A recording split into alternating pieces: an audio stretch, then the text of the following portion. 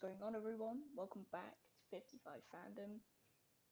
I've gone completely off schedule with my What If episodes because I'm back at school now and it's homework Monday to Thursday. So I got a bit of spare time right now. So I'm going to record my thoughts for episode 3, 4, and 5 simultaneously. So this intro will probably be the same for those 3 videos. So if you are watching this and you're saying, why is it the exact same audio as in episode 3? It's because of that. So, first on our agenda, let's review episode 3. Alright, so I'm going to start off with episode 3 for me was a tough one to review because I didn't like it at the beginning. And I'll be honest, this has been the hardest for me to think about. When I initially watched it, I just thought, oh, this plot, the crux of it is all the Avengers are dying, right? They're being picked off one by one. And it's a mystery. Who did it? And that stuff does appeal to me, but I don't think it worked quite as well in the MCU. And I think it helped that it was animated, but I still don't think it worked as well. We've got 5 of these now, and it's not my favorite, but I will tell you this, it was the only episode that I watched a second time. The reason I did this is to get my full thoughts. Now, there is stuff in the episode that I love. I love that Hank Pym is the murderer. I didn't really like the inclusion of Loki. Now, I know it's the first Avengers film. I kind of phrased what I said there wrong. I like the inclusion of Loki, but I don't think they did it right. He was kind of a comedic. He was there for comedy, and I don't think he'd go marching in to, on the news and go, "You were made to be ruled." However, I can never get enough of Loki, but I just don't think he was done correctly here, which is a shame because I love Loki. Nick Fury. This was a Nick Fury episode, and I love that. I love Nick. It was Samuel L. Jackson, which makes it even better.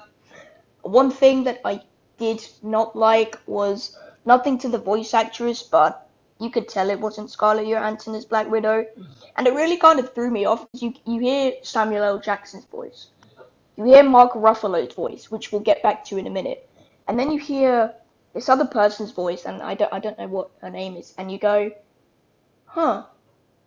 But in this episode, she was quite good. She wasn't, amazing. She did some cool fight scenes, like when she's trapped in the car being transported. And, she has some interactions with Bruce Banner.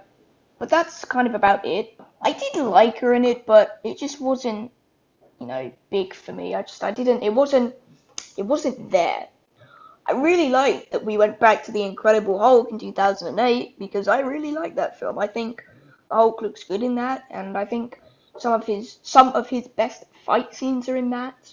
So I really liked, that was probably my favorite part of the episode, going back to 2008, The Incredible Hulk. I got a shock when Betty Ross appeared, because I thought we'd never, ever, ever see her again. But we did, and I'm so glad we did. And the Hulk's death was probably the most gory. Episode 3 is where they really kind of started to bring the gore. And I noticed the animation style for the Hulk, like when Mark turns into the Hulk, the hair and the color of the greenness resembles Edward Norton's Hulk. So it kind of looked like we were getting Edward Norton's Hulk again, which was really cool. And, I mean, I liked the other deaths. Hawkeye's one was probably the least creative. Thor, I mean, it made sense. If he gets shot with an arrow without his powers, he's immortal, so he dies. I didn't like Loki avenging him because I don't think that's the sort of person Loki would be. Iron Man's death, I'd take it or leave it. I think he could have died in a much better way, i.e. maybe like they did in Civil War, where Hank shrinks down to size, excuse me, and maybe pulls out the arc reactor from the suit or something. No. So for me, it was a very underwhelming episode. So I'm just gonna have to live with that, unfortunately. This episode didn't really do it for me. I've looked at 100 YouTube videos and trying to see where they come from. It's kind of like a debate, but in the end, I just go, I still feel the same way about this episode, and I was really disappointed because the T'Challa episode, in my opinion, was so good. Captain Carter, I loved. That's not to be said. There are some really good bits in here, and yeah. Oh, and Phil Coulson's back, so that was great. I love Phil Coulson.